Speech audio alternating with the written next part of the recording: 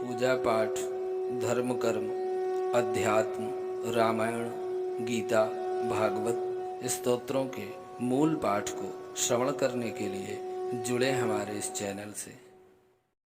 प्रमाणित प्रयोग लेकर के आए हैं। प्रमाणित कैसे? शास्त्र हमारे उसका प्रमाण प्रस्तुत करते हैं। महाभारत हमारे शास्त्रों में सबसे बड़ा ग्रंथ है, इससे बड़ा ग्रंथ नहीं है। और एक श्लोक उसमें आया है कि धर्मेण हन्यते व्याधि और धर्मेण हन्यते ग्रह और धर्मेण हन्यते शत्रु यतो धर्मस्ततो जय। इस संसार में हम आए हैं तो हमें धर्म के अनुसार ही आचरण करना चाहिए। धर्म के अनुसार आचरण कैसे होता है भैया? हम तो जानते नहीं। ऐसा नहीं है। हमारे अंदर परमात्मा बैठे। जब हम झूठ, गलत, अन्याय, अनीति की ओर जाते हैं तो अंदर से आवाज आती है कि नहीं, ये गलत काम है। ऐसे कार्यों को हम समझ जाते हैं, महसूस करते हैं, पर हम मानते नहीं हैं। क्यों? यदि धर्म पूर्वक हम चलें तो धर्म हर जगह हमारी रक्षा करेगा। और यदि हम धर्म को छोड़ दें, जब हमारा मतलब हो तब हम धर्म को माने, और जब हमारा मतलब ना हो तो हम धर्म को ना माने, तो धर्मो रक्षित रक्षित है। यदि हम धर्म की रक्षा करेंगे तो संकट के समय धर्म भी हमारी रक्षा करेगा। और यदि हम धर्म की रक्षा नहीं करेंगे तो संकट में हमको चिल्लाना पड़ेगा। गोस्वामी जी कहते हैं कि कादर मन कहूँ एक अधारा, देव देव आलसी पुकारा। उस समय हम भगवान का नाम लेकर के चिल्लाते हैं, पर उस समय हमको मदद नहीं मिलती, क्योंकि हमने धर्म की रक्षा नहीं की है। इसीलिए धर्म हमारी रक्षा के लिए उद्यत नहीं हो रहा है। तो ये उदाहरण हमने आपको इसलिए दिया कि कर्म के साक्षी भगवान सूर्य हैं। भगवान श्री राम ने रावण पर विजय प्राप्ति के लिए इस स्तोत्र का प्रयोग किया, और इस स्तोत्र के अद्भुत प्रयोग से उन्होंने रावण पर विजय प्राप्त की। ये बात किसी से छिपी नहीं है, सबको पता है। तो मित्रों, यदि हम यह आदित्य हृदय स्तोत्र नियम पूर्वक भगवान सूर्य को सूर्यार्घ्य देते समय यदि हम सुनाते हैं तो हमारे जीवन की एक दो नहीं, सारी समस्याएं, बहुत बड़ा नहीं है, 32 श्लोक हैं, 2 से 3 मिनट लगता है। शुरू में आपको पढ़ने में थोड़ा कठिनाई हो सकती है, लेकिन यदि हम इसको निरंतर करना शुरू कर देते हैं तो हमको कंठाग्र हो जाता है। क्यों? यदि हम सनातन धर्म को मानते हैं तो हमको सूर्य भगवान को जल रोज देना चाहिए। ये हर व्यक्ति को लगभग पता है। यदि नहीं पता है तो आप जान लीजिए, बिना सूर्यार्घ्य दिए आपके द्वारा किया गया कोई भी जप, तप, व्रत पूरा फल देने में सफल नहीं है। जैसे जीवन में अध्यात्म की ओर जाने में गुरु की आवश्यकता है, उसी तरह देवताओं की आराधना में सबसे पहले सूर्य आराधन है। सूर्य भगवान ही हमारे द्वारा किए गए शुभ अशुभ कर्मों को अपने किरणों के माध्यम से हम आहुति देते हैं, हम नैवेद्य लगाते हैं, हम जल अर्पित करते हैं, तो सूर्य भगवान अपनी किरणों के माध्यम से उसको उन देवताओं तक पहुंचाते हैं और उस कर्म के साक्षी हैं। यदि सूर्य का उदय होना धरती में दिखना बंद हो जाए तो 24 घंटे बाद लोगों का मरना शुरू हो जाएगा, क्योंकि सूर्य ही हमारी आत्मा है, सूर्य ही हमारा जीवन है। और सूर्य से ही हम अपने आप को कहीं न कहीं स्थापित कर सकते हैं, अन्यथा की कोई स्थिति नहीं है। यदि हम बिना सूर्य भगवान के कोई पूजा पाठ करते हैं तो उसका प्रमाण हमारे पास नहीं रहता है। इसलिए सूर्य भगवान कर्म के साक्षी हैं। आदित्य हृदय स्तोत्र का पाठ आपको हम सुनाने जा रहे हैं। आप प्रयास ये करिए कि इसको कॉपी कर लीजिए और कॉपी करके आप इस स्तोत्र को सूर्य भगवान को जल देने की विधि हम बताएंगे अभी वीडियो में स्तोत्र पाठ के बाद। तो जल देने के बाद वहीं खड़े होकर के आदित्य हृदय स्तोत्र का पाठ सुनाइए, अथवा जल देने के उपरांत अपने पूजा घर में आकर बैठ करके भी आप कर सकते हैं। प्रयास तो यही करना चाहिए कि प्रत्येक रविवार को नमक न खाया जाए और व्रत रह करके आदित्य हृदय स्तोत्र के 108 पाठ किए जाएं तो बहुत श्रेष्ठ है। इससे प्रशासनिक सेवा में हमें नौकरी पाने में संबल प्राप्त होता है।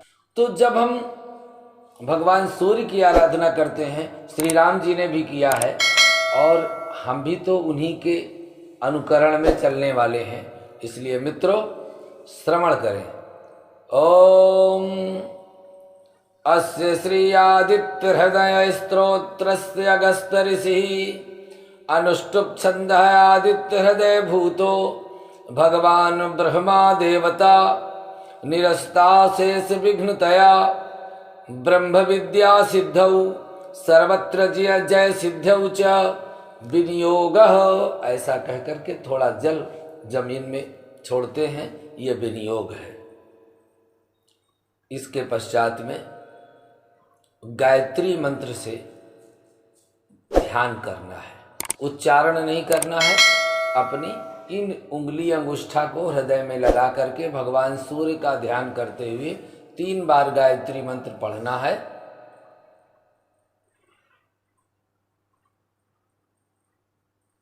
यह ध्यान हो गया। ध्यान के उपरांत में अब स्तोत्र का पाठ आप सुने। ततो युद्ध परिश्रांतम समरे चिंतया स्थितम रावणं चाग्रतो दृष्ट्वा युद्धाय समुपस्थितं दैवतस्य समागम्य द्रष्टुमभ्यागतो रणम् उपगम्याद्रभीत् रामो अगस्तो भगवास्तदा राम राम महाबाहो शृणु गुह्यं सनातनम् येन सर्वान् नरीन् वत्स समरे विजयिष्यसे आदित्य हृदयं पुण्यं सर्वशत्रुविनाशनम् जयावहं जपं नित्यं मक्षयं परमं शिवं सर्वमंगलमांगल्यं सर्वपापप्रणाशनं चिंताशोकप्रशमनं आयुर्वर्धनमुत्तमं रश्मिमन्तं समुद्यन्तं देवासुरनमस्कृतं पूजयस्व विभस्वन्तं भास्करं भुवनेश्वरं सर्वदेवात्मको हेस तेजस्वी रश्मिभावनः एष देव सुरगणान् लोकान् पाति गभस्तिभिः एष ब्रह्मा च विष्णुश्च शिवः स्कंधः प्रजापतिः महेन्द्रो धनधः कालो यमः सोमो हेपाम्पतिः पितरो वसवः साध्यायस्विनो मरुतो मनुः वायुर्वह्निर्प्रजा प्राणो ऋतुकर्ता प्रभाकरः आदित्यः सविता सूर्यः खगः पूखा गभस्तिमान् सुवर्ण सदृशो भानुर्हिरण्यरेता दिवाकरः हरिदस्व सहस्रार्ची सप्त सप्तिर्मरीचिमान् तिमिनोर्मथनो शम्भुस्त्वष्टा मार्तण्डको सुमान् हिरण्यगर्भः शिशिरस्तपनो ह्यस्करो रविः अग्निगर्भोदिते पुत्रः शङ्खः शिशिरनाशनः व्योमनाथस्तमो भेदी ऋग्यजुः सामपारगः धनवृष्टिरपां मित्रो बिन्दुवीथि प्लवंगमः आतपी मंडली मृत्युः पिंगलः सर्वतापनः कविर्विश्वो महातेजा रक्तः सर्वभवोद्भवः राजयुतावृतं प्रेतं दैत्योपद्भवोद्भवः नक्षत्रग्रहताराणामधिपो विश्वभावनः तेजसामपि तेजस्वी द्वादशात्मन् नमोऽस्तु ते नमः पूर्वाय गिरये पश्चिमाद्रामाद्रे नमः ज्योतिर्गणानां पतये दिनाधिपतये नमः जयाय जय भद्राय हर्षस्वाय नमो नमः नमो नमः सहस्रांशो आदित्याय नमो नमः नमः उग्राय वीराय सारंगाय नमो नमः नमः पद्मप्रबोधाय प्रचंडाय नमोस्तुते ब्रह्मेशान्वच्युतेशाय